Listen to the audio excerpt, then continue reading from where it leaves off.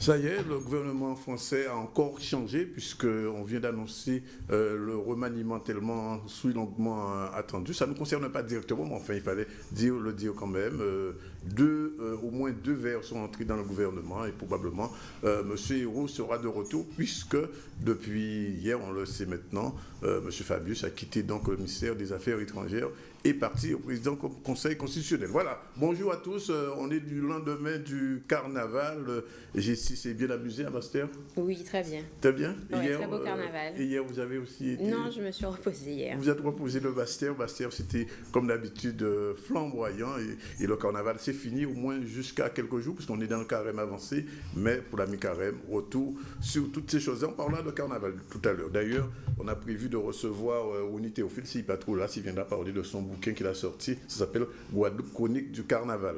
Sinon nos invités aujourd'hui, on va recevoir une personne qu'on reçoit pour la première fois dans cette émission et à Canal 10. Il s'agit de M. Doubin. Bonjour. Bonjour, monsieur. M. Doubin n'est pas maire, mais enfin, c'est presque comme. On va parler de transport, on va parler avec lui de ce qui fait l'actualité de ce périmètre urbain. Et pas que, puisqu'il y a beaucoup de choses. Et puis, on parlera de Bemao, on parlera de sa commune, puisque c'est l'un des piliers, on peut le dire comme ça, après Harry-Chalus. Après, normalement, on devrait avoir, si tout va bien, notre chronique juridique avec nos avocats, ils seront là. Et puis, Carole qui s'en va, elle viendra nous dire au revoir. Et Tim Allon qui est revenu viendra nous dire bonjour. Voilà, on a tout dit, sauf l'information ici. Merci Danick. Le carnaval s'est achevé hier soir avec la crémation de Vaval en Guadeloupe. Vous étiez nombreux à débouler en noir et blanc dans les rues de Pointe-à-Pitre. Notre équipe a recueilli vos impressions sur ce carnaval 2016 qui vient de se terminer. Et mercredi décembre indique le début du carême. Aujourd'hui, nous entrons dans une période de 40 jours de jeûne et d'abstinence, une pratique religieuse et populaire qui ne fait pas que des adeptes. Micro-trottoir tout à l'heure avec notre équipe. Et enfin, si vous ne suivez pas le carême, vous serez peut-être plus séduit par le repos de l'esprit avec un stage national du yoga qui démarre aujourd'hui jusqu'à dimanche au lycée hôtelier du Gosier. La respiration, le souffle, c'est le thème abordé durant 4 jours de méditation initié par la Fédération française d'Hatha Yoga en Guadeloupe. Merci. Jessie, vous faites du yoga? Non, un petit peu, j'en ai fait il y a quelques années, mais j'ai arrêté. Bon, c'est bien qu'on fait le journal de faire du yoga, ça permet de décompresser. Exactement. Après le stress. Voilà, on va commencer tout de suite avec M. Doubin. Monsieur Doubin, bonjour, merci de nous accorder cet entretien. C'est la première fois que vous venez à Canal 10 et encore mieux à ZCL. Je le disais tout à l'heure, vous n'êtes pas maire, mais on vous considère pas comme le maire raté, comme le maire qui n'a pas voulu être maire. Alors pourquoi, quand Harry-Chalus, puisqu'on va parler pas seulement de Bemao, on commence par là, on parlera de transport, pourquoi quand Harry-Chalus vous a proposé, dès sa deuxième mandature, d'être premier adjoint, vous avez refusé? Bonjour, monsieur Zadonis d'abord, bonjour aux téléspectateurs de Canal 10 et bonjour à la Guadeloupe. Et particulièrement, bonjour Emma aussi. Oui, qui vous regarde. Oui, mais je sais. Monsieur Chalus, effectivement, il a été élu président de région, donc évidemment, donc son poste devenait vacant. Mais la question, effectivement, n'a pas été envisagée avant les élections. Parce qu'il a fallu bien qu'il soit d'abord président ou élu avant de se poser la question. Donc ça s'est posé bien après son élection à la région. Ce n'est pas la première fois qu'il vous proposait ça? Non, mais c'est... nous sommes 35 potentiels maires, oui, 35 conseillers municipaux. Oui. Donc, et je vous dis quelque chose, le choix, la proposition d'Harry-Chalus, si j'étais à sa place, je ferais pareil. Donc voilà, je le dis. Oui. Et je n'étais pas candidat. Alors, et qu'on n'est pas candidat... Non, c'est justement parce que vous n'étiez pas candidat, c'est ça qui est particulier, parce que je ne veux pas dire qu'il vous a supplié, mais enfin, d'après ce que j'ai su, il a beaucoup insisté pour que vous soyez premier adjoint. Oui, mais ça, c'est qu'on soit premier adjoint ou troisième ou 11e, c'est pareil. L'essentiel, c'est d'avoir une délégation. Oui. Les délégations que j'avais, à savoir la délégation des finances et la délégation de l'aménagement du territoire et de l'urbanisme, je les garde. Oui. Donc, pour moi, ça ne change rien en étant premier ou 11e adjoint. Donc, c'est ça, voilà. Donc, s'il n'y a pas sans plus, sans moins, ça. Oui. Et ça veut dire qu'en 2020... Non, en 2020, ça c'est autre chose. Hein, donc, quand même. Non, c'est autre chose. Je vais vous dire pourquoi. Harry Chalus a annoncé qu'il conduirait, comme on dit, une liste. Hein, il a le temps, ça, c'est rien n'est sûr. Harry Chalus, effectivement, quand il s'engage, quand il dit, il fait généralement. Donc, je sais qu'il a bien aussi réfléchi. C'est un homme, par définition, réfléchi. Donc on verra. Le temps, il est long. Hein. On a pratiquement 5 ans. Hein. Ça s'appelle 5 ans de désert. Hein. Il y aura beaucoup de choses qui vont se faire. Hein. Donc, voilà. Donc, la question d'être maire, c'est pas ça le sujet. La question, effectivement, est-ce qu'on a une équipe homogène qui puisse faire avancer les affaires communales? C'est ça l'essentiel. Le capitaine, après le manager, bon, c'est quelqu'un, celui qui est le plus à même de fédérer, c'est tout. Mais il ne faut pas dormir tous les soirs avec l'idée d'être maire. En tout cas, ce n'est pas mon idée. Donc, ça ne vous empêche pas de dormir? Pas du tout. Alors, au contraire, ça fait déjà pratiquement 14 ans que je suis adjoint au maire. Donc, je fais le job, comme on dit, c'est ça. Et c'est tout. L'histoire d'être maire, c'est pas ça le sujet, en clair. Hein. Donc, on est d'abord élu pour une équipe, dans une équipe plutôt. Et après, l'équipe décide, effectivement, de pouvoir élire le maire, généralement la tête de liste. Mais moi, je n'ai jamais conduit de liste. Voilà. Alors, quand on n'a pas conduit de liste, on n'est pas, il ne faut pas, comme on dit, pour une raison ou pour une autre, vouloir absolument être maire. Alors, si je vais être maire demain, vous conduirez une liste. Je conduirai une liste, mais ce n'est pas le sujet du tout, je ne pense pas. Ça fera peut-être 19 ans hein, de vie municipale. C'est déjà pas mal. C'est un bail. Hein, c'est un long bail d'ailleurs. Hein, et on dit souvent c'est un cycle. Généralement, après 18 ans, le cycle est terminé. Alors, ceux qui veulent le prolonger, eh bien, ils ont eu toujours pour leurs frais. Voilà. D'accord. Mais on n'est pas demandeur. On attend, voilà. On reviendra sur Bémao tout à l'heure. On parle un petit peu de transport. J'ai ici la première question, parce que M. Doubaï, il faut le dire, il est aussi le président de la société de transport de la périphérie. Et il vient de nous parler justement de ces problèmes de transport à Jarry. Alors justement, pourquoi ne pas mettre en place un réseau de transport Caruli sur l'ensemble du territoire guadeloupéen? Je crois que vous suivez bien les événements. L'objectif, c'est de progresser, effectivement. D'ailleurs, le SMT s'est mis en place depuis 2004. Hein. Ensuite, au niveau des 3 communes, savoir Bémao, Abim, Pointe-à-Pitre, Cosier, effectivement. Et depuis 1 an, effectivement, a adhéré à la SMT la communauté du Levant, savoir Sainte-Anne, Saint-François, mais dans le cadre de la communauté d'agglomération. Maintenant, les compétences ont été transférées aux communautés d'agglomération et il s'agit aujourd'hui de Cap Excellence qui est représenté au niveau du SMT et la communauté du Levant également au niveau du SMT. En plus, il s'agit de syndicats mixtes, donc le département et la région. Donc voilà les personnes juridiques qui composent. Et là, je suis également au titre en tant que conseiller communautaire, effectivement. J'ai été présenté à ce niveau-là, donc, et je suis là au titre de Cap Excellence, bien entendu. Parfait. Voilà, c'est ce qu'on peut dire. Donc ça veut dire que tôt ou tard, d'autres communautés peuvent adhérer à la SMT? Absolument. Donc l'idée pour nous, c'est de bien maîtriser les choses. Hein.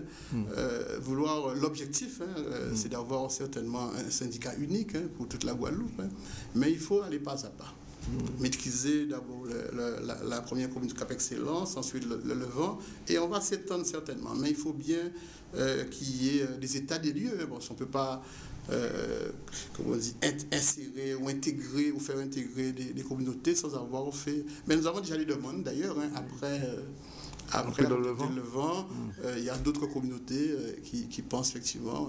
Mais il s'agira d'abord, en ce qui me concerne, et la prudence qu'on a, pouvoir d'abord faire un état des lieux, déposer tous les dossiers, voilà, et ensuite savoir ce qu'on fait. Ne pas se presser pour créer, comme on dit souvent, des usines à gaz. Alors ça, c'est pas... Donc avoir la maîtrise du sujet.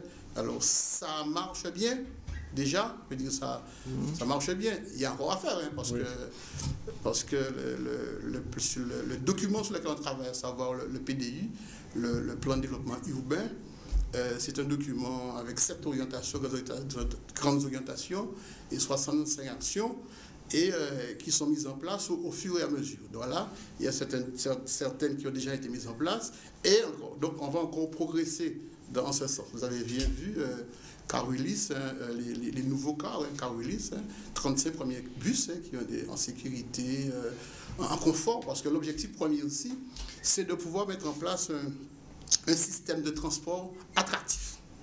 Attractif, ça veut dire que les usagers, effectivement, ont envie de laisser leur voiture chez eux. Oui. Et parce que c'est le gros problème ici. Voilà. Hein.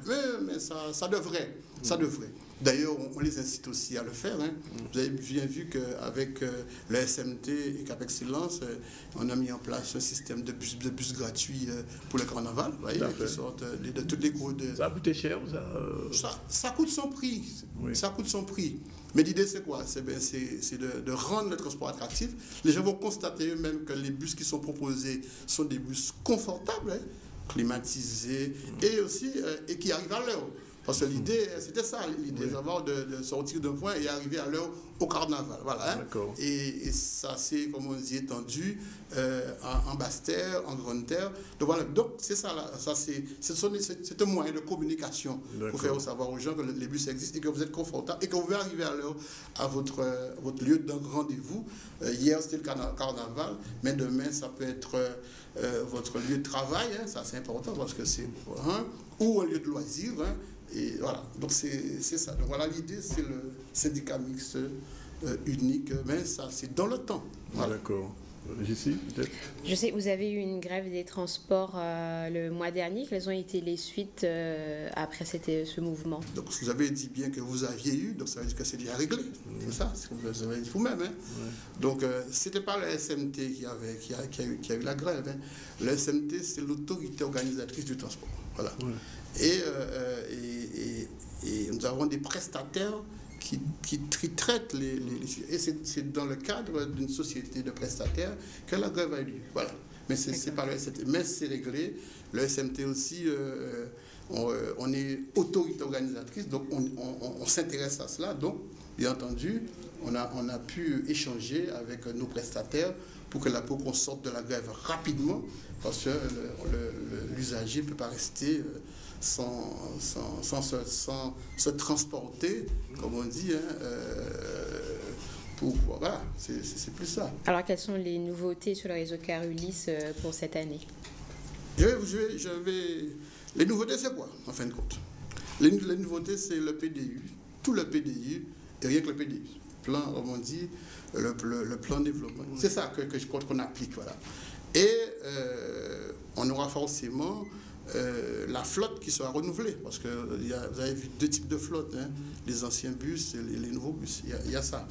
Et c'est ça l'idée. Donc voilà, la nouveauté, il y aura la ligne de l'aéroport, effectivement, le transport vers l'aéroport, bien entendu, avec les taximens.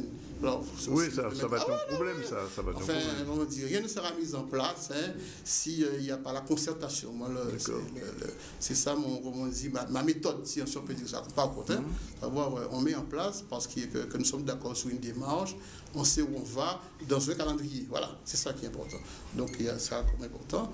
Et j'aimerais dire aussi, hein, donc, par contre, qui fait partie d'ailleurs des actions, hein, c'est la navette maritime.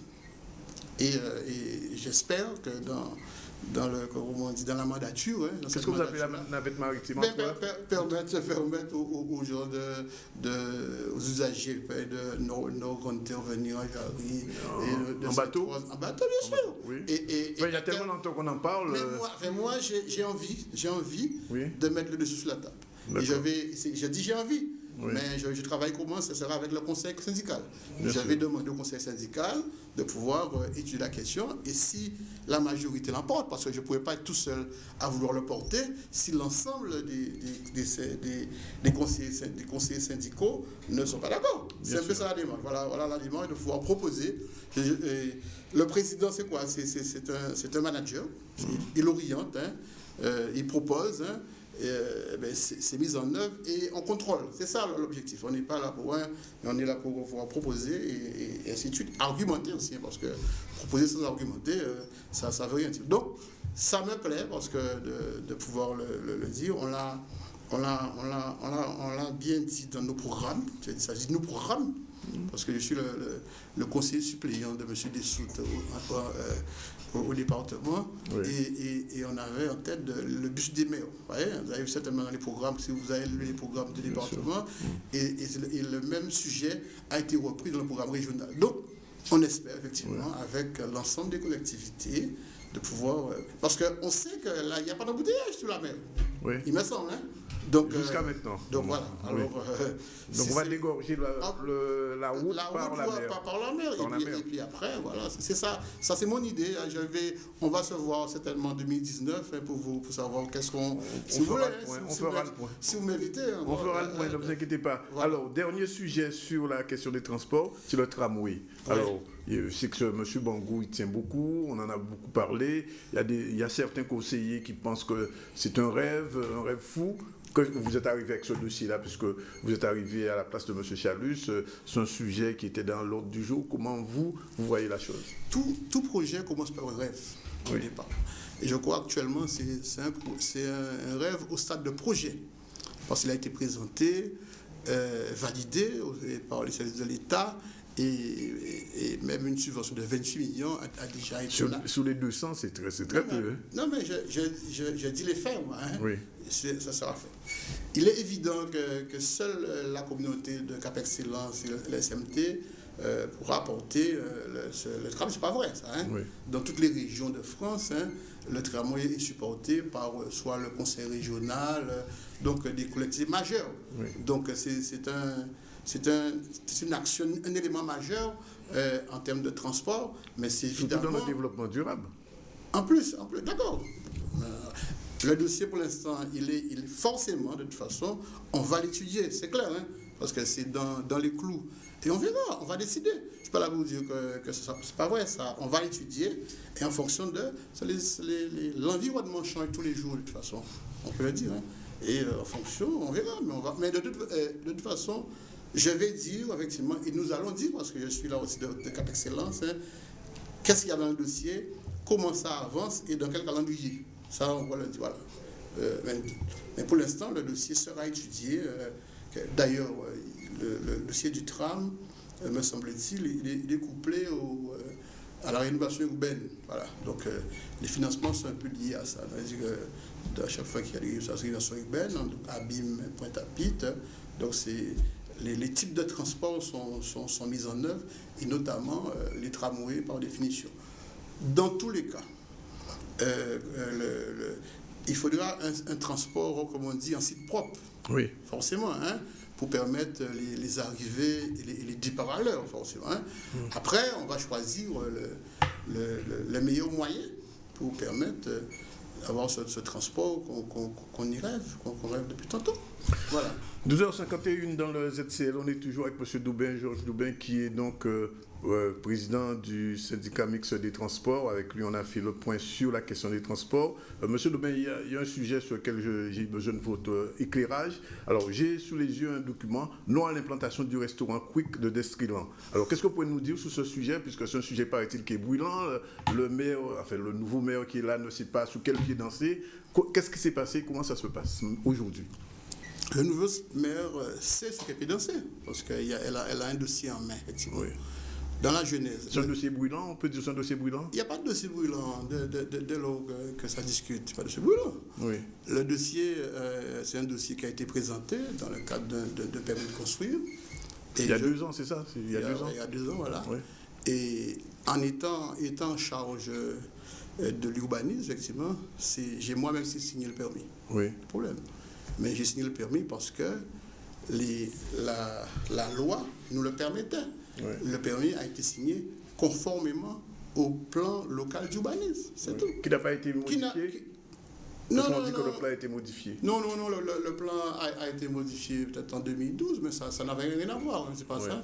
La parcelle en question était déjà constructible, et dans une zone constructible, parce qu'à côté, je n'ai pas fait de publicité, mais il y a un magasin de chaussures, donc c'est une zone d'industrie, de petites industries, donc ça peut rentrer dans ça. Pourquoi les riverains sont mécontents, puisqu'ils disent que ça va bloquer l'accès de l'entrée du quartier Bois-Neuf, ça peut créer des embouteillages et même des accidents, et c'est pour ça qu'ils sont montés au créneau, en fait. Vous le savez. Mais bien sûr, chacun, comme on dit, c'est normal, hein, dès lors qu'on considère que ça va amener du flux. Oui. Voilà. Donc et que la chaussée, elle est ralentie sur la RN1. Oui. Donc c'est normal qu'ils s'inquiètent. Hein. Dans l'instruction du permis même, nous avons le permis est d'abord instruit par les techniciens qui considèrent que... et les avis sont demandés également, ils sont donnés. Et qu'il s'agit d'un quick qui s'appelle un libre service, le nom de ça. Oui. Et que les voitures, c'est un drive qui vous met. Et le nombre de voitures, effectivement, qui se trouveraient dans la cour ne devrait pas impacter la question de la circulation. C'est ça. Alors, mais ils sont inquiets. Alors, ils disent dans un document que j'ai là, comment la municipalité a-t-elle pu délivrer un permis de construire un tel projet à cet endroit et comment pense-t-elle régler le problème? Parce que pour les résidents de Bois-Neuf et du fond, il y a un problème. Est-ce que, à votre avis, il faut arrêter cette construction ou alors arrêter la construction du quick et trouver une autre solution, leur donner, parce qu'il semble-t-il que la mairie a proposé un autre terrain? Non, mais le dossier est ouvert, il y a une solution. Hein. Oui. On ne remet pas en cause le permis de construire qui a été signé légalement sur la base du plan local d'urbanisme. Il n'y a pas photo. Donc le permis légal est validé et n'a pas été contesté par le contrôle de légalité. Donc maintenant que c'est un fait nouveau que les riverains effectivement puissent s'interroger sur le fait de l'embouteillage ou pas. C'est ce qui est légitime. Hein. Et c'est pour cela que le maire actuel a réouvert le dossier pour savoir quelle solution trouver. Et à votre avis, qu'est-ce qu'on peut, vous êtes responsable de l'urbanisme, qu'est-ce qu'on peut leur proposer pour régler ce problème-là, s'il y a une solution? Moi, j'aime bien pouvoir répondre quand je connais les solutions, mais le dossier est actuellement ouvert. Comment je vais pouvoir m'exprimer actuellement alors que ce n'est pas traité? On a des solutions de proposer. Donc, dès lors que ça sera traité, on va peut-être vous donner l'imprimeur, peut-être. Hein. Mais je ne vais pas dire que voilà, dès que le dossier est ouvert, il n'est pas fermé, donc on peut encore réfléchir sur tout. Mais l'histoire de dire que le permis, je répète que le permis a été délivré légalement, effectivement, et si ce n'est pas délivré dans les temps, le permis, comment on dit, devient être actif. C'est un gros dossier, quand même, financièrement, ça rapporte quelque chose à la commune, l'implantation d'un quick comme ça. Bien sûr. En termes d'abord d'emploi, hein, donc un quick, c'est permettre aux jeunes de voir... Ça a coûté 900 000 € à peu près. Non, mais c'est pas nous qui enfin, l'investissement, c'est du privé. Hein. Oui, je parle des retombées pour la commune, hein. C'est d'une part les impôts et d'autre part les emplois. Mais l'investisseur, lui, qu'est-ce qu'il fait? Il regarde son investissement, il regarde son environnement et il sait si son business peut fonctionner ou pas. C'est tout. Mais ce n'est pas un investissement communal. Oui. Dernière question sur ce sujet. Qui va trancher finalement? C'est Harry Chalus ou vous ou le maire en place? Harry Chalus, comment on dit, me semble-t-il. Hein? Il a démissionné, je sais.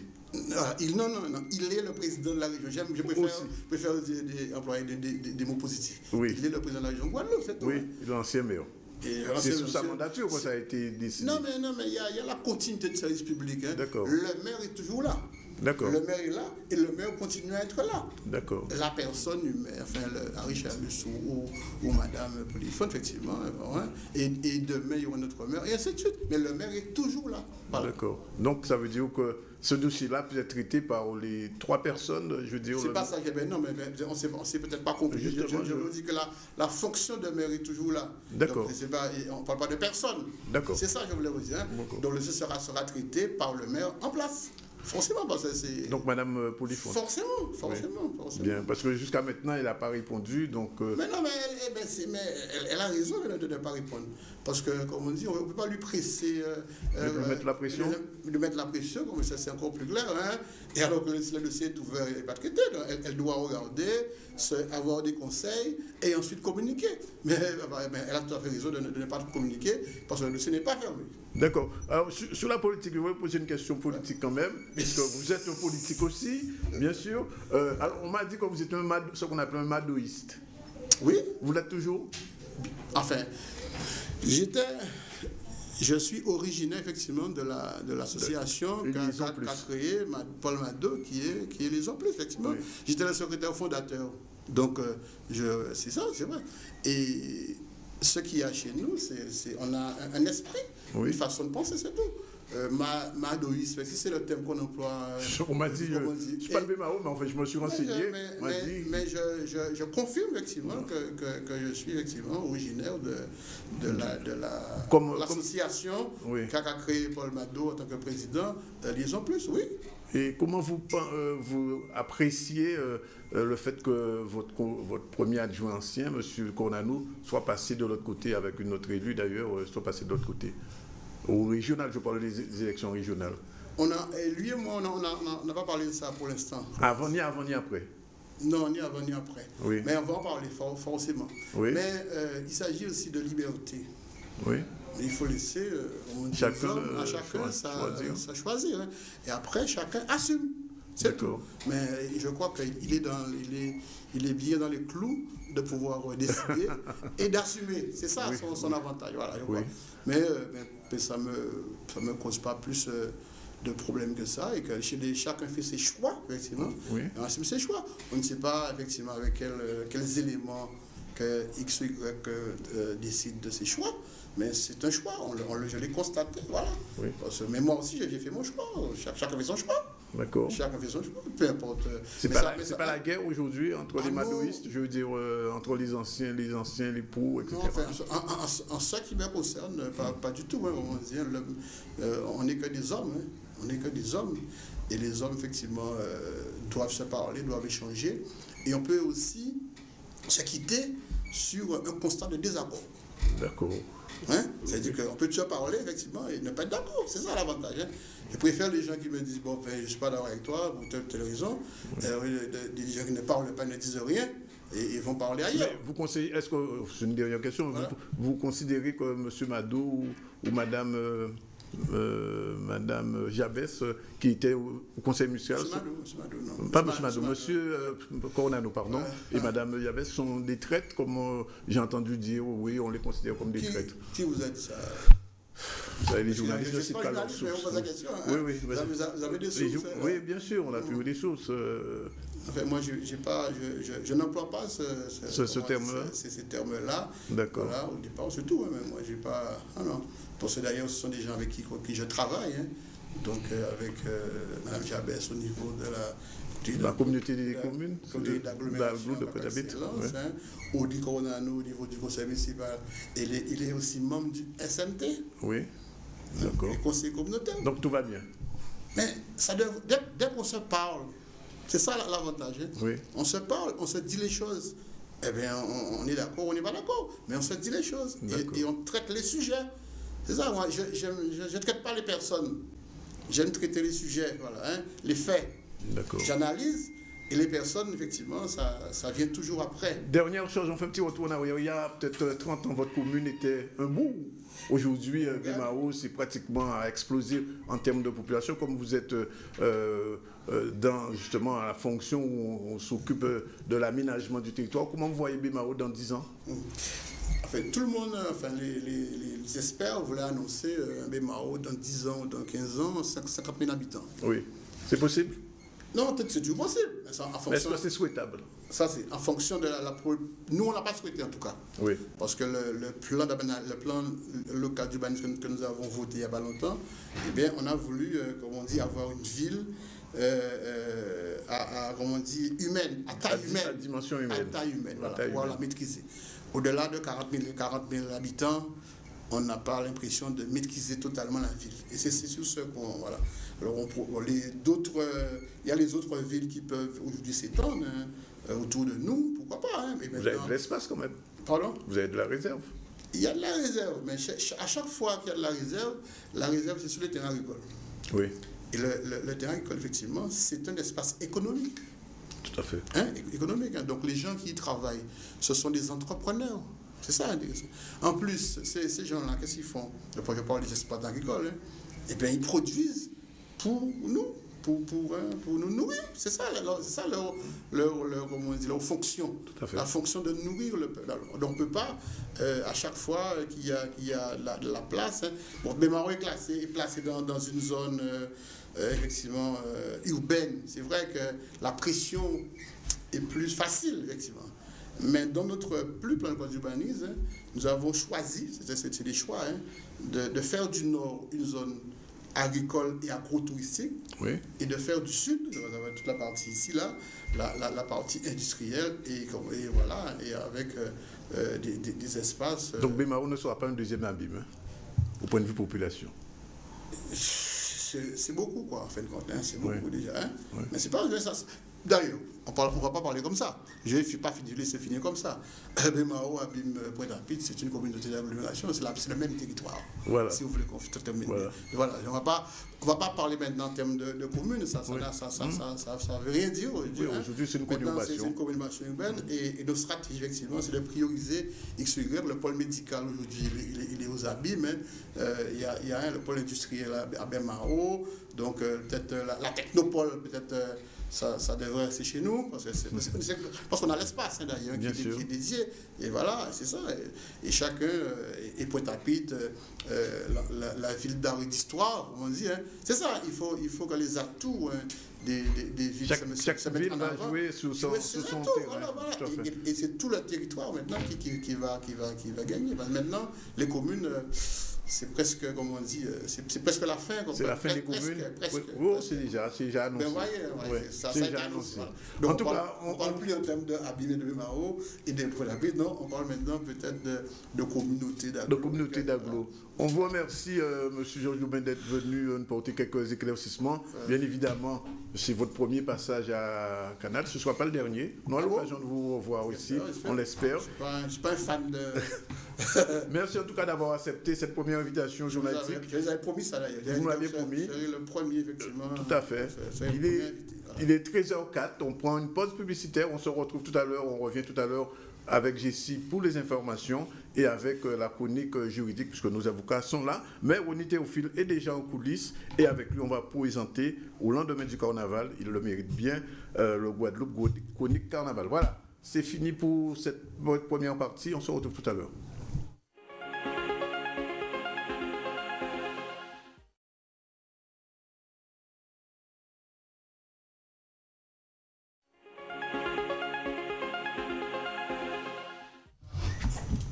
Il est 13h09, on reprend avec le développement de l'actualité. Le carnaval s'est terminé. Vous étiez nombreux hier soir à Pointe-à-Pitre lors des funérailles de Monsieur Vaval 2016. Il a sombré sous les flammes et laissé derrière lui de très beaux souvenirs hauts en couleur. Notre équipe est allée recueillir vos impressions après ces 6 semaines de festivités. Micro-trottoir tout de suite avec Jeff Taylor et Maxime Morel.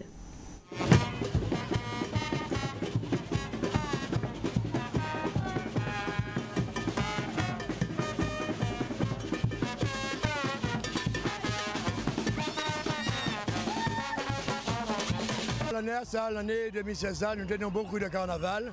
Ces groupes-là font l'eau recherche, tenions l'eau innovation, l'eau couleur, et ça était très belle. Je dis la première chose là, c'est final là. Donc, non, le monde, on voit tout ça monde qui est en ville là, tout ça monde qui a regardé pour les Vaval. Donc, radio, vive carnaval 2016 et roule pour 2017 les Gavin. Mercredi descente majestueux ce carnaval 2016. Hein. Je ne sais pas combien de monde qu'il y a eu aujourd'hui à Pointe-à-Pitre ce mercredi décembre. Mais la fête elle est belle. Je pense que le groupe du carnaval pour la région pointoise s'est organisé aujourd'hui pour qu'il y ait une belle manifestation et qu'avec mes collaborateurs, ici présents derrière moi, qu'on a fait un travail super et aujourd'hui la foule le reconnaît. On est là pour ça, on ne se rend pas des fleurs, mais simplement pour dire que ça a été bien fait. La sécurité a été respectée avec Willy. Et bien voilà, aujourd'hui c'est l'apothéose du carnaval 2016. Aïe, aïe, aïe.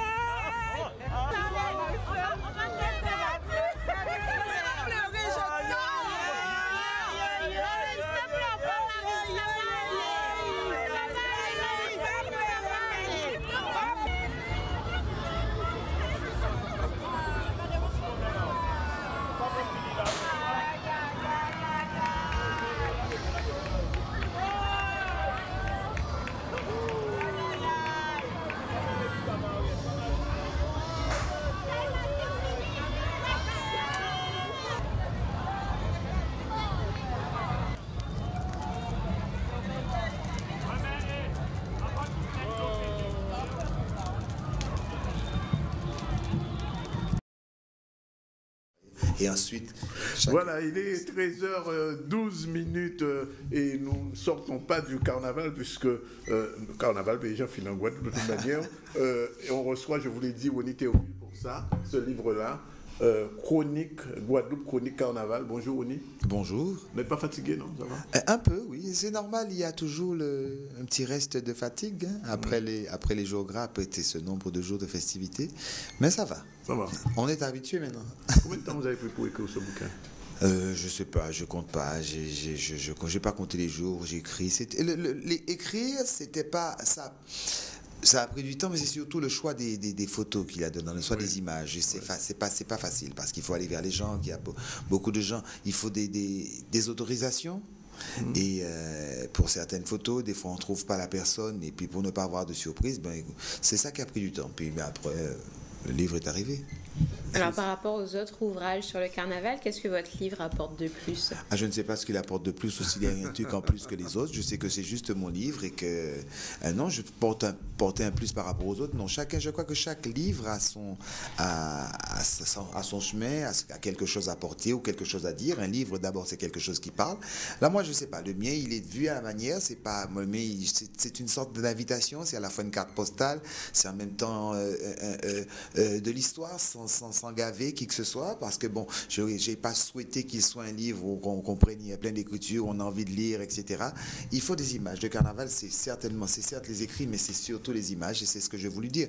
C'est comme qui dirait, je prends la main de quelqu'un, je dis, écoute, bon, on va remonter la rue Faubourg et nous parlons du carnaval. En fait, c'est ça, ce livre-là, nous parlons. Il voit des images, et on commente. C'est ça, en fait, ce livre. D'ailleurs, je resitue dans le livre le carnaval. Je dis bien que je parle depuis Noël, depuis comment est-ce que cela, puisque les matériaux de récupération, donc je pars depuis Noël, le jour de l'an, je dis que bon, le punch au coco est terminé, la fête, etc. Et nous tombons tout de suite dans le carnaval. C'est juste pour montrer la relation que toutes ces fêtes s'imbriquent, puisque bon, ne serait-ce que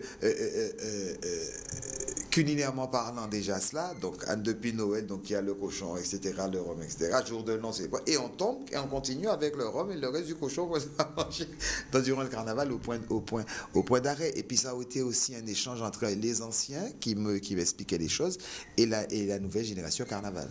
C'est ça un peu ce livre. C'est une invitation, c'est une visite, juste dire, voilà. Et pour ceux qui connaissent le carnaval, ne pas oublier que ce que nous sommes, et surtout ne pas oublier que nous avons entre nos mains, nous tenons entre nos mains un vecteur économique important, un vecteur touristique, et puis un vecteur artistique très très important. Le carnaval est immense, il est riche.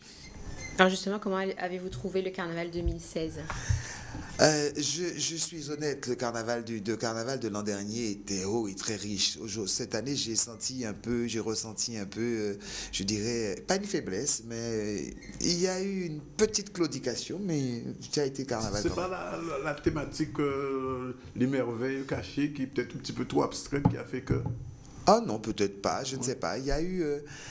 je ne sais pas, mais c'est vrai qu'il était moins... il y a eu des... Parce qu'il était plus court, peut-être. Peut-être parce qu'il était plus court, mais, et peut-être plus intense, et qu'il y avait beaucoup de sorties, et qu'ils n'ont pas eu le temps de travailler. Mais c'est vrai qu'il y a eu une légère diminution, je veux dire, en qualité. Oui. Au niveau de certains costumes. Ça, c'est Woni Théophile qui parle. Hein. Tout à fait. Attention. Un spécialiste quand même. Au niveau de qualité de certains costumes, il y a des groupes qui ont fait des efforts, qui ont fait des choses magnifiques, qui m'ont même surpris. J'ai été même particulièrement étonné. Je ne vais pas citer certains. On peut citer de toute façon le juge déjà prononcé. Et puis, oui, aussi. Et puis, il y a aussi des groupes qui m'ont surpris. Et j'ai eu des thèmes qui m'ont vraiment... et surtout la réalisation de ce thème. Le thème sur l'eau, par exemple. Le thème sur l'eau. On a beaucoup parlé de l'eau, et puis il était d'actualité. Et ça aussi, quelque chose que j'apprécie, c'est les timas. Oui. Les timas qui nous présentent des choses, c'est pas des chorégraphies, c'est des tableaux, c'est du théâtre. Mais là, l'artiste que je suis, je ne peux qu'apprécier ça. Ça démontre que cette jeunesse, ils en ont derrière, ils ont envie de faire quelque chose. Et puis bon, le fait d'avoir des masques, effectivement, tout le monde, un masque, c'est tout le monde. Donc ça intéresse tout le monde. Donc ils ont parlé de l'eau, ils ont parlé de la problématique avec aussi des personnes âgées. Okay. Et puis il y a un groupe qui a présenté quelque chose de fabuleux, qui est le poisson-lion. Et moi, j'ai trouvé ça formidable. Le poisson-lion et la sargasse, enfin les algues qui nous embêtent, et j'ai trouvé ça magique. J'ai trouvé ça très merveilleux. Alors, je crois que c'est Waka Chiribande. Hein. Oui, alors il est vachement très riche, en tout cas sur le carnaval. Comment vous avez effectué ce travail de recherche ? Alors, j'ai un peu demandé à tout un chacun des photos. Je suis allé en chercher. Moi-même, j'en ai pris de tout le monde. J'ai fait un tri. Il y avait plus de 1000 photos. Il fallait faire un tri du tri. Le tri du tri, un tri. Puis finalement, sortir ce qu'il y avait à sortir. Et surtout, aller vers les gens, leur dire, ouais, est-ce que je peux exploiter votre photo, etc. Et puis, bon, j'ai pris aussi mon groupe, des gens des photos de mon groupe, parce que c'est le point, c'est un peu plus facile, c'est un peu aussi. On dit que le carnaval, c'est une famille, ça s'imbrique. Et ce temps de carnaval, d'ailleurs, je lis dans le livre, c'est un temps où tout le monde est ensemble. Dans un atelier, on a envie de travailler. C'est le temps où les barrières sociales tombent. Et c'est le temps de tout le monde, c'est tout le monde. Tout le monde, c'est monde. Tout le monde, il n'y a pas. Ça se voit dans les groupes à peau. On va croiser l'avocat avec le médecin, avec le petit qui est balayeur de rue. Il n'y a pas de niveau. Nous sommes tous là pour faire la fête. Et c'est ça que j'ai voulu dire dans le livre. C'est surtout ce côté que j'apprécie dans le carnaval. Alors, vous savez qu'au Niger, je ne vous apprends rien. Il y a ce fameux gros débat sur l'aspect économique du carnaval. Je ne sais plus combien d'années de carnaval vous avez. Est-ce qu'aujourd'hui, on peut dire que le carnaval est ou peut-être facteur de développement économique? Est-ce que les conditions sont réunies de manière à ce qu'enfin, le monde peut vivre de carnaval? Les conditions ne sont pas encore réunies parce que le monde ne peut pas vivre de carnaval. Ça qui est vivre de carnaval, c'est tout ce qu'il y a autour. Oui. Bon, c'est vrai que les hôtels, ça permet aux hôtels de bouger, aux agences de voyage et aux compagnies aériennes de travailler, même aux compagnies maritimes. Ça permet aux restaurateurs, aux restaurateurs ambulants de travailler aussi parce que bon, ce soir-là, tout le monde fait des sous. Mais ceux qui créent vraiment les costumes, c'est toujours du bénévolat. Oui. Ceux qui encadrent le carnaval sont encore des bénévoles. Il paraît que les musiciens ont demandé à être payés maintenant. Certains musiciens de certains groupes, je n'ai pas eu de certitude, mais certains musiciens de certains groupes sont payés, mais ça a toujours existé depuis très longtemps. Certains musiciens sont payés dans certains groupes. Enfin, je veux dire surtout la partie cuivre. Certains demandent à être payés pour pouvoir défiler parce que c'est leur profession. Oui. Bon. C'est leur profession pour certains. C'est leur profession. Donc, pas tous. Donc, ils demandent à être payés et, pour pouvoir défiler. Mais alors, si les cubes demandent à être payés, les tambouillers vont demander à être payés demain. Je crois qu'il faudra mettre un haut là dans tout cela, effectivement, parce que si nous partons comme cela, ça risque de devenir... Mais cela dit, Théophile, je pose la question autrement. Qu'est-ce qu'il faudrait pour que le carnaval puisse permettre à des gens, pendant une année, de vivre du carnaval, c'est-à-dire ne pas seulement pendant les 4 ou 5 jours gras, mais de manière durable, parce qu'en fait... Il va falloir structurer le carnaval autrement, parce que... Je croyais qu'avec c'était structuré. C'est structuré pour quelques mois. Je prends un exemple de Trinidad. Ils ont déjà le programme de 2020. De 2020. Ils ont déjà le programme. Ils ont le programme de 2020. De 2020 parce que on va savoir ce qui va se passer, qui va être là, tant sur les concerts, etc., etc., etc. Tout est programmé parce qu'il y a une véritable politique carnaval dans ce pays, avec je me demande s'il n'y a pas un ministre du carnaval là-bas. Tout est structuré, il y a un bureau, il y a un bureau, et les gens travaillent parce qu'il y a des créateurs, on lance, etc. Et donc on sait que les créateurs, par exemple, des gens qui vont, j'envoie une thématique, si on se dit qu'en 2018 on va faire les fruits, mais ça y est, les créateurs ils commencent à bouger, ils offrent ça au groupe, alors c'est comme ça que c'est parti. Mais nous, au départ, on a toujours pris ça comme un côté festif, et puis là, alors qu'est-ce qu'il faudrait pour que ça change? Il faut qu'on arrive à structurer, arriver à avoir vraiment quelque chose comme une sorte de ministère du carnaval à Pointe-à-Pitre. Vous êtes être le premier ministre du carnaval? Pourquoi pas? Bon, qu'est-ce que ça? C'est une dernière question à Ounia. Et puis surtout, ce qui est important, c'est de mettre en place les gens qui sachent parler de ce qu'ils font. C'est-à-dire que le carnaval, je ne vais pas prendre quelqu'un qui parce que cette personne a un diplôme, etc., de je ne sais quoi, mais qui n'a jamais su ce que c'était le carnaval, qui n'a jamais su ce que c'est que coller une plume ou des paillettes, etc., et poser cette personne dans le bureau et dire, voilà, non. Ces personnes, oui, certes, il y a de l'argent, il faut quelqu'un qui sache compter, en fait parler économie, etc., mais ça, c'est autour. Mais à la tête de cet organisme carnavalesque qu'on devait mettre en place, il faut des gens qui connaissent le carnaval, qui savent ce que c'est qu'un circuit, qui savent ce que c'est que les nuits blanches, qui savent ce que c'est que vivre le carnaval. Et ça, c'est ce qu'il nous faut en Guadeloupe. Si on a l'habitude de vendre, si ces personnes ont l'habitude de vendre des limonades, mais qui continuent à vendre leurs limonades, ne venez pas nous vendre de spectacle. D'accord, je suis à la dernière question, la dernière aussi. Alors, nous savons que vous êtes très impliqué dans le monde artistique et culturel en Guadeloupe. Quelle est votre actualité à vous? Alors, mon actualité, ben, ça a été le carnaval, le livre qui vient de sortir. C'est autre chose qui va sortir, puisqu'on va parler des 100 ans des cuisinières. Et puis, c'est toute une série, puis c'est un film, c'est plein de choses. Donc, il y a plein de gens. On croise les doigts, j'ai un petit peu la superstition des artistes. Je n'aime pas trop en parler. Tout est assis, mais voilà, on sort. Et il y a quelque chose qui vient.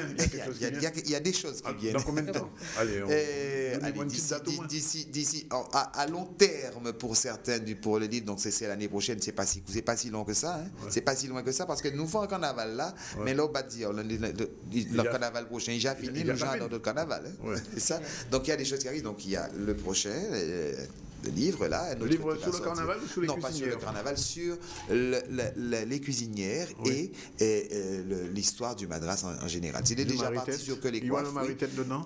Tout à fait, j'étais déjà parti sur que ça, tout était prêt. Puis je me suis dit non, il y a les 100 ans, on va rajouter l'histoire des cuisinières, puisque c'est encore ces femmes qui portent les coiffes, qui portent le costume traditionnel. C'est l'un des derniers bastions de notre pays, et il est important que de les mettre en avant. Donc, quoi de mieux que de les allier à l'histoire des coiffes, parce qu'elles sont les seules à porter encore ces coiffes. Maintenant, tout le monde fait des coiffes en voiture, voilà, et porte avec même des jeans, mais c'est pas cela. Il faut savoir que derrière chaque coiffe, il y a une histoire. Oui. Et l'histoire culturelle de la Guadeloupe est tellement belle. Notre histoire est tellement belle que on ne peut pas faire n'importe quoi, on prend son temps pour faire les choses. Merci, Wadi Théophile. Je rappelle donc que 6 oponi, il n'est pas cher, 27 €. Ça peut s'offrir. Ça peut s'offrir. Les gens qui nous regardent en Martinique, en France, que 6 oponi, eh ben, il est à l'Armatan, il est à l'Armatan, il est à la FNAC, il est partout. Il est en Guadeloupe, il est partout. Pas de signature prévue, Oni? Ça a été fait, il y a d'autres ventes de signatures de prévues. D'ailleurs, je serai au Salon du Livre au mois de mars. D'accord. Et puis voilà, on croise les doigts. Hein. Oni non arrêtable. Il n'est pas arrêtable, c'est non-stop. Allez, merci. Il est déjà 13h24. On va prendre une pause publicitaire et puis on se retrouve pour la chronique juridique. Et puis on reçoit, je l'ai dit, Carole qui vient nous dire adieu. Mais ce n'est que nous revoir. Et Timalon Kavin dit nous bonjour puisqu'il est de revenu. Voilà. Les formations continuent sur ZCL tout de suite après la pause.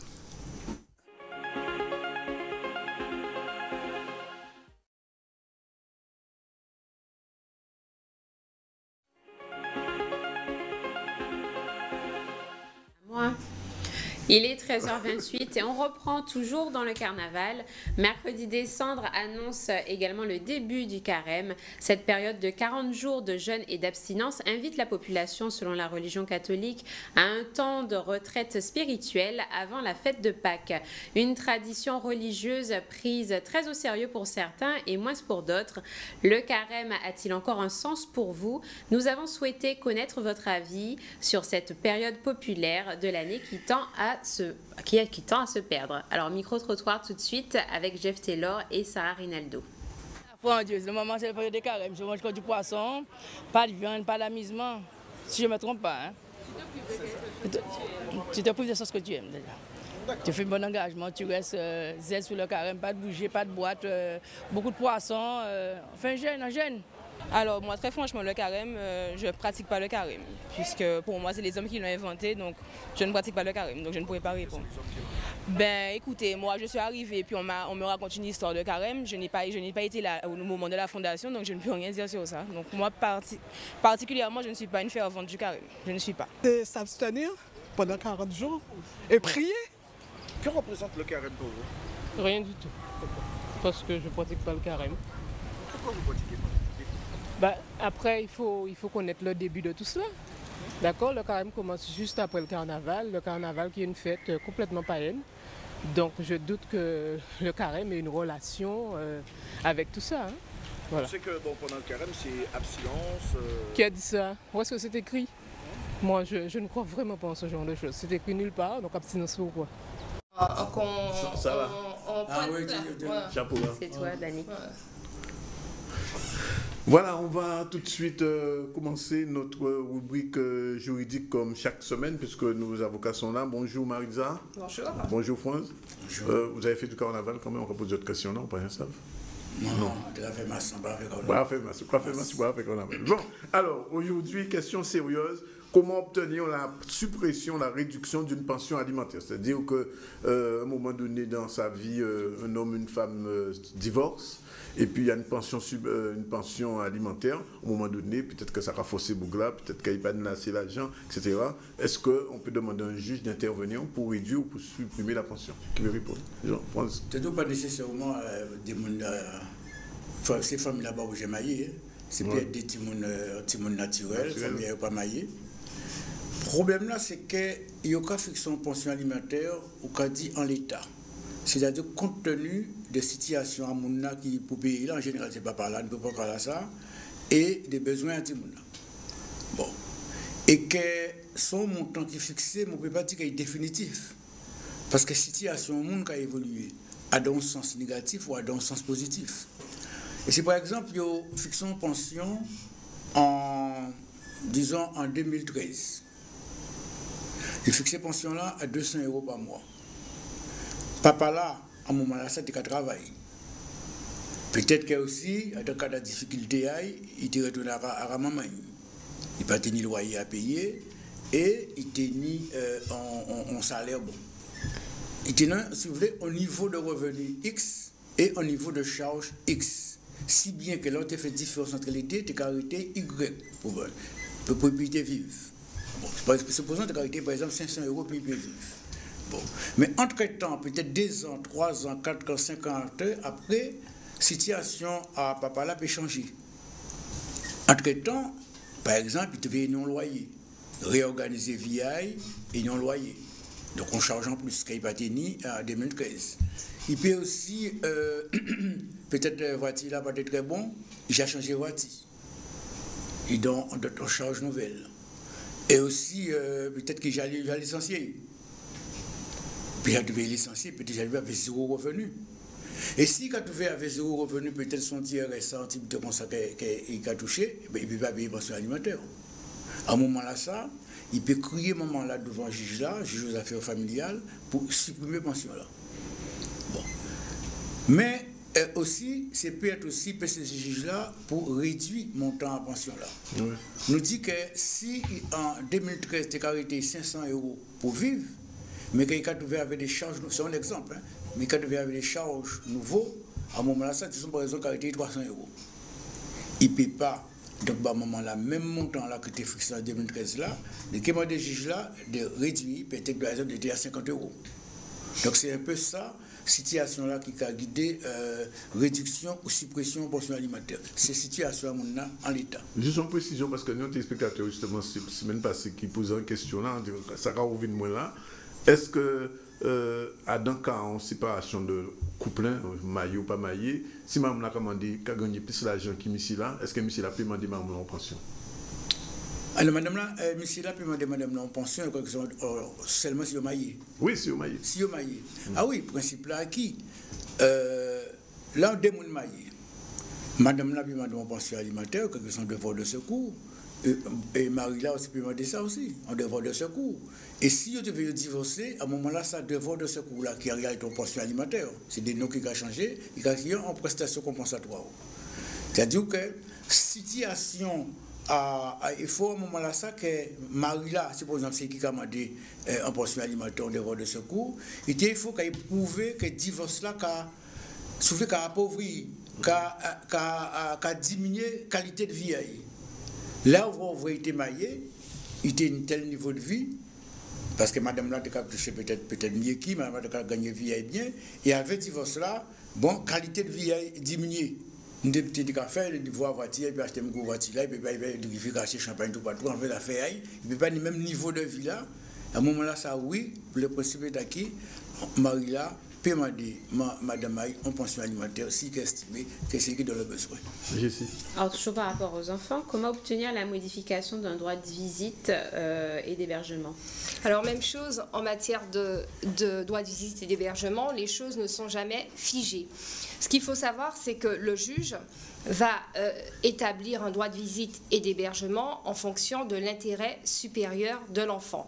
Alors s'il apparaît à un parent qui serait de l'intérêt de l'enfant devoir modifier le droit de visite, il fera exactement comme pour la pension, saisir le juge. Éventuellement, si l'enfant a des facultés d'entendement. Il pourra demander à ce que l'enfant soit entendu par le juge pour que l'enfant s'exprime et exprime le souhait de vivre chez papa ou chez maman ou chez les deux alternativement.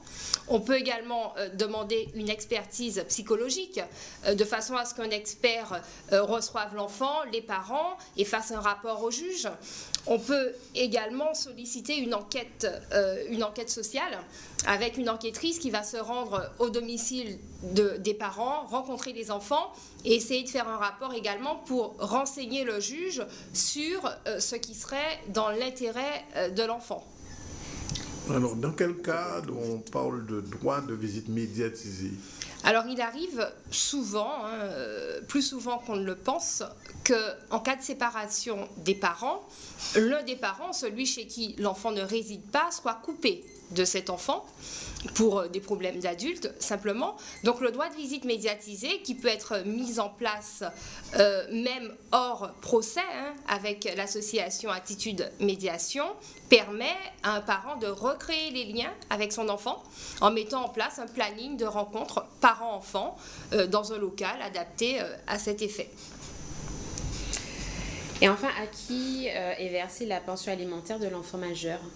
Alors, j'en profite pour rappeler qu'effectivement, la pension alimentaire ne cesse pas de plein droit avec la majorité, qu'elle perdure tant que l'enfant n'est pas autonome financièrement, c'est-à-dire tant qu'il va être étudiant ou au chômage, que s'agissant d'un enfant majeur, la pension alimentaire peut lui être directement versée, mais qu'en tout état de cause, l'autre parent, dès lors qu'il va établir que l'enfant est à sa charge exclusive, pourra continuer à bénéficier de la pension alimentaire. Donc c'est soit l'enfant majeur, soit l'autre parent, dès lors qu'il aura établi que l'enfant reste à sa charge.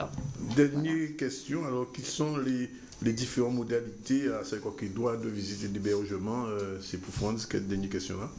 C'est une bête bienvenue. Alors, bon, simplement, alors on connaît tous très bien le droit de visite classique qui va s'exercer un week-end sur 2 et la moitié des vacances scolaires. Depuis peu, on voit se développer la garde alternée qui veut que l'enfant réside alternativement chez l'un ou l'autre parent. Entre les deux, il faut savoir qu'il y a pléthore de situations et que le juge va donner préférence à l'accord des parents.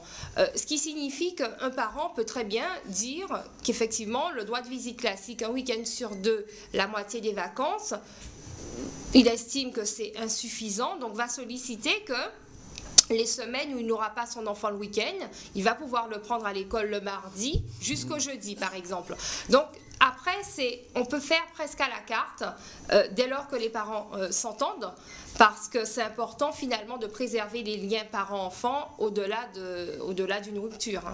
D'accord, bien. Alors, je rappelle à nos téléspectateurs, parce que souvent on m'interpelle dans la rue, qu'on peut effectivement aborder des questions qui vous intéressent personnellement, bien sûr de façon anonyme. Il suffit simplement de nous envoyer un petit mail à l'adresse que vous connaissez du ZCL et à ce moment-là, on abordera avec vous, pour vous, les questions qui vous intéressent, si vous avez des questions tout à fait particulières, mais bien sûr, ça reste du domaine de l'anonymat. Dernière chose, la semaine prochaine, France, peut-être qu'on pourra aborder la question de la responsabilité civile, puisque vous pouvez me la reposer des fois. D'accord, pas de problème. Bien, on a pris mot. On se retrouve la semaine prochaine à la même heure avec nos avocats pour pouvoir aborder des questions tout à fait particulières, parce que souvent, dans le cas d'accidents qui se font dans un cadre entre guillemets civil, comme c'est arrivé pendant le carnaval par exemple, les questions se posent. Qui est responsable? Là, nous ne parler de ça la semaine prochaine. On continue les 13h40 avant de recevoir nos deux prochains invités. C'est Jessie qui conclut le journal. Dernière information. Pas encore, Danick. Alors après tous ces jours d'effervescence, rien de mieux qu'un stage de yoga pour démarrer le carême avec sérénité. La Fédération française d'Hatha Yoga en Guadeloupe organise dès aujourd'hui jusqu'au dimanche 14 février un stage national de yoga sur le thème la respiration, le souffle. Ce stage, ouvert à tous, se déroulera au lycée hôtelier du Gosier à Saint-Félix. Reportage tout de suite avec Jeff Taylor et Maxime Morel. Quand on pratique le Hatha Yoga, on pratique des postures, de la respiration, des temps méditatifs. C'est tout. Il n'y a pas d'ésotérisme, il n'y a pas d'envolée religieuse ou autre. Ce n'est ni une religion, c'est simplement un art de vie qui amène l'être humain à être en relation avec lui-même, à bien se connaître sur les différents plans de notre existence, l'existence physique, le corps physique, l'espace respiratoire qui est en l'occurrence le thème principal de ce stage, mais l'un n'allant pas sans l'autre, on travaille à la fois les postures et la respiration, et l'espace de l'esprit que l'on travaille, entre autres avec la respiration. Donc toutes ces techniques accompagnent un être humain dans sa vie pour qu'il se réalise pleinement. C'est vraiment un esprit sain dans un corps sain. Forcément, ça travaille le corps tout en douceur. Donc, sans s'en rendre compte, on se muscle, on se tonifie, on s'étire, on gagne en souplesse. Mais ça associe toujours le travail du mental. Donc, ça apporte beaucoup de calme. Il y a donc 2 ans, il y a cette formation qui s'est proposée et dans ma tête ça trottait que j'en avais envie, mais ça voulait dire qu'il fallait partir en métropole. Et puis finalement ça se fait ici en Guadeloupe, donc il fallait le faire. Nous sommes l'antenne régionale de la Fédération française de Hatha Yoga. Donc c'est une école nationale qui a des antennes un peu partout et donc nous sommes la toute dernière créée je crois et nous fonctionnons depuis l'année dernière. Voilà. Donc nous sommes pour la 2e année, ils sont venus faire un stage national en Guadeloupe pour les élèves professeurs et pour tous les pratiquants désireux d'assister en fait d'approfondir la pratique qu'ils ont du yoga. Nos élèves professeurs ont un cursus de 4 ans et sur les 4 ans, ils doivent participer à 3 stages nationaux. La 4e année, ils ont mémoire à soutenir. Donc, au lieu qu'ils partent, en fait, c'est la fédération qui vient à nous et nous la remercions infiniment. Voilà. Et une croisière de rêve a tourné au cauchemar dimanche dernier. Une violente tempête s'est attaquée au bateau de croisière l'Hymne de la Mer alors qu'il passait au large de la Caroline du Nord, direction les Bahamas. Le vent soufflait à plus de 110 km/h avec des vagues de plus de 9 mètres de haut. 4 passagers ont été légèrement blessés avec quelques dégâts matériels selon la compagnie.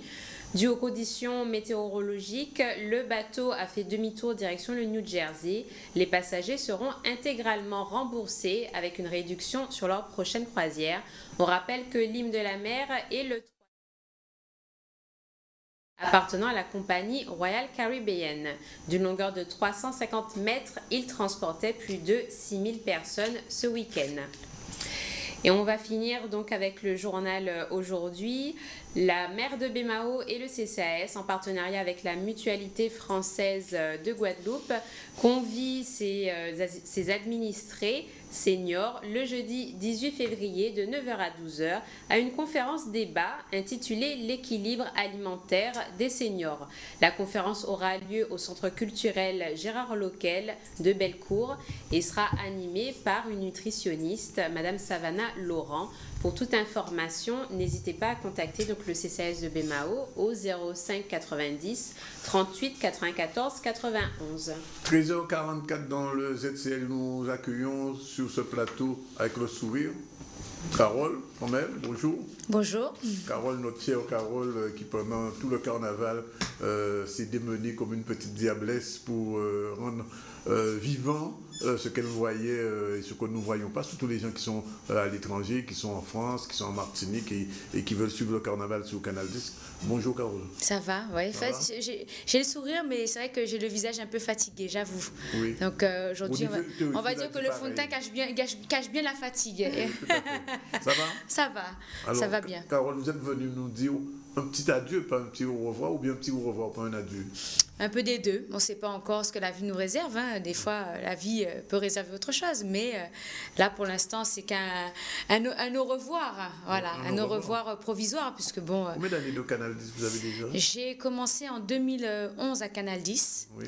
Mais je n'étais pas à l'antenne. C'était donc Nicolas Beaubrun, mon mari, qui était à l'antenne, qui avait l'émission C'est tôt le matin. Donc, je m'occupais surtout des invités.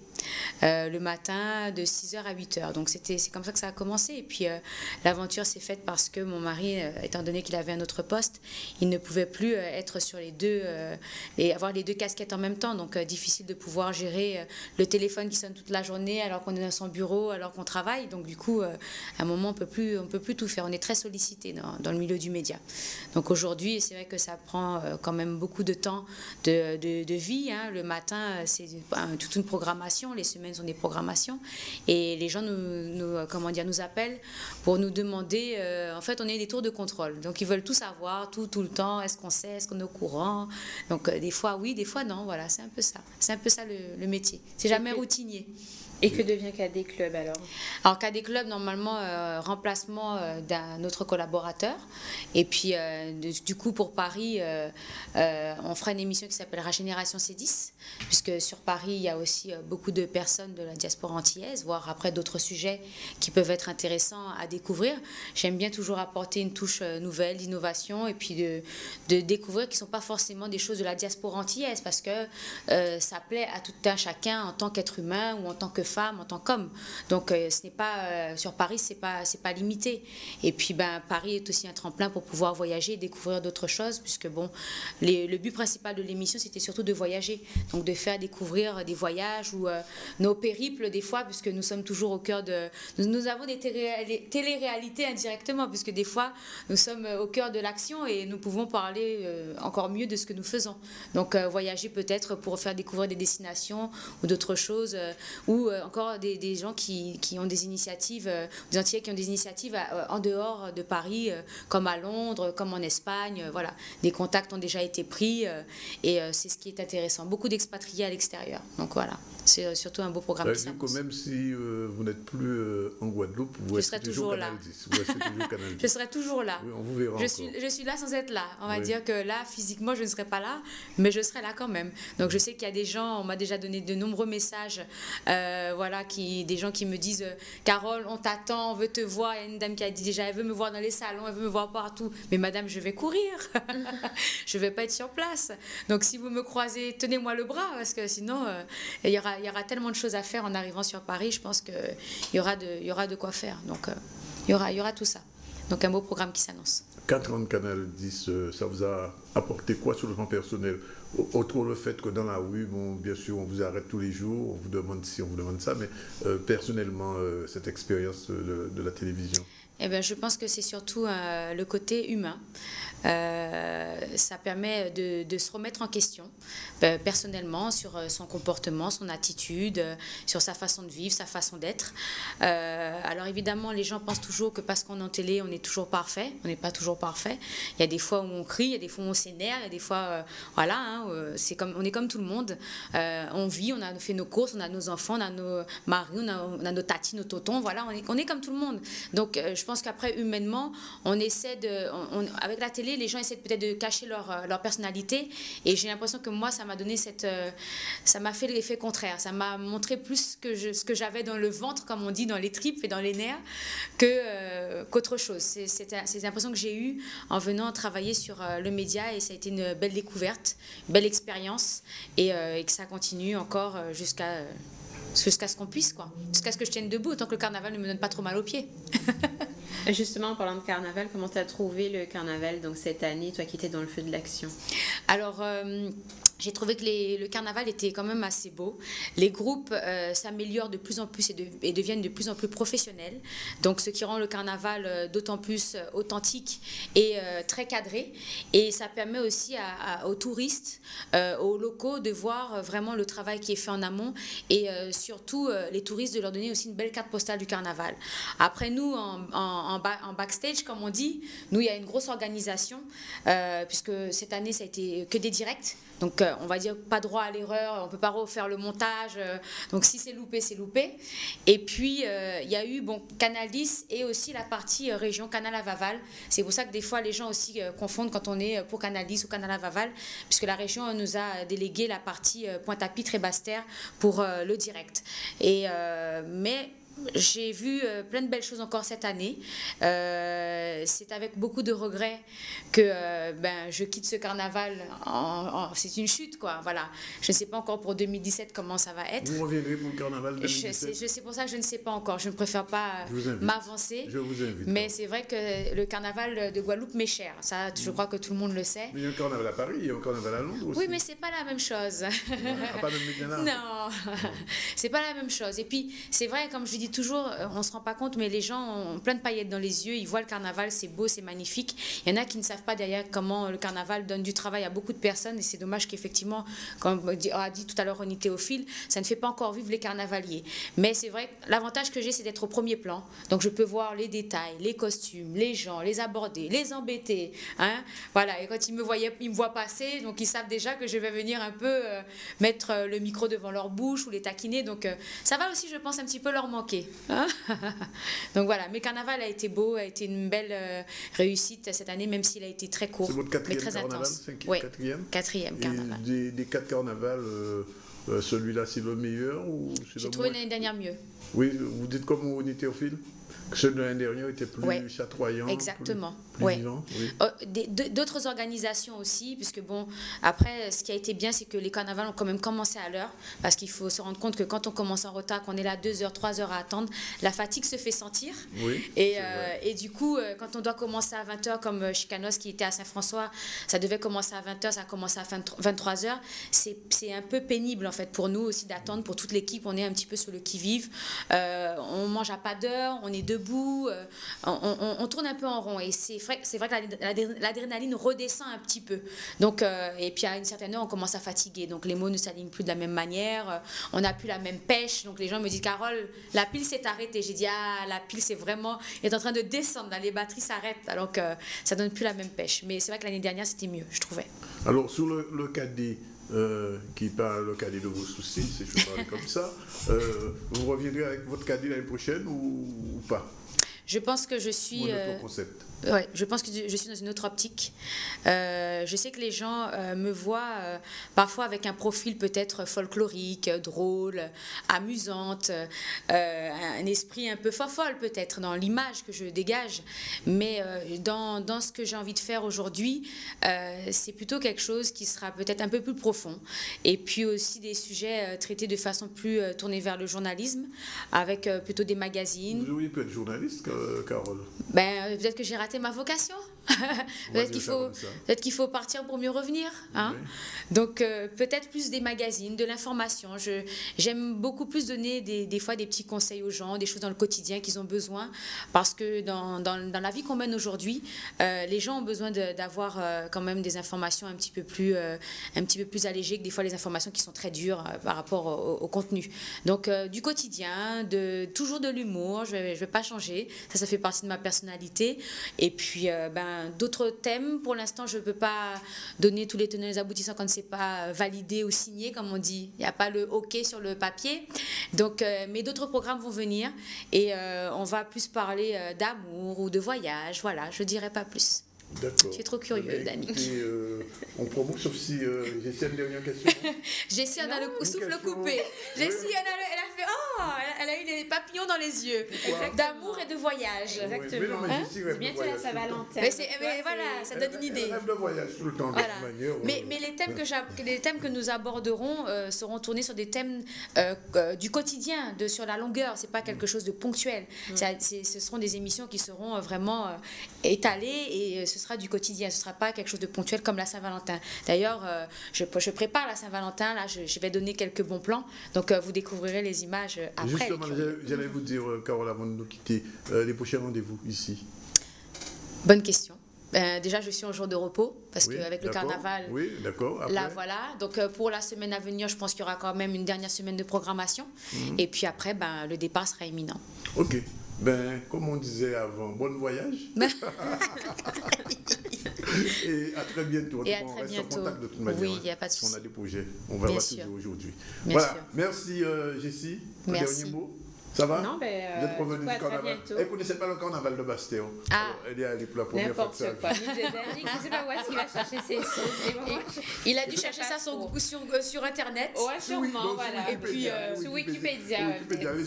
Ou sur un réseau social qui a dit elle ne connaît pas. En tout cas, bon appétit à tout le monde et puis merci à vous de m'avoir reçu. Mesdames Jessie et Carole, merci. Merci à vous, Théophile. Je rappelle, si vous ne l'avez pas, que le bouquin existe. Et puis, si vous avez raté l'émission, je ne vais pas dire en fois autres, je vais vous dire simplement, qu'est-ce qu'on fait quand ils ont raté, Jessie?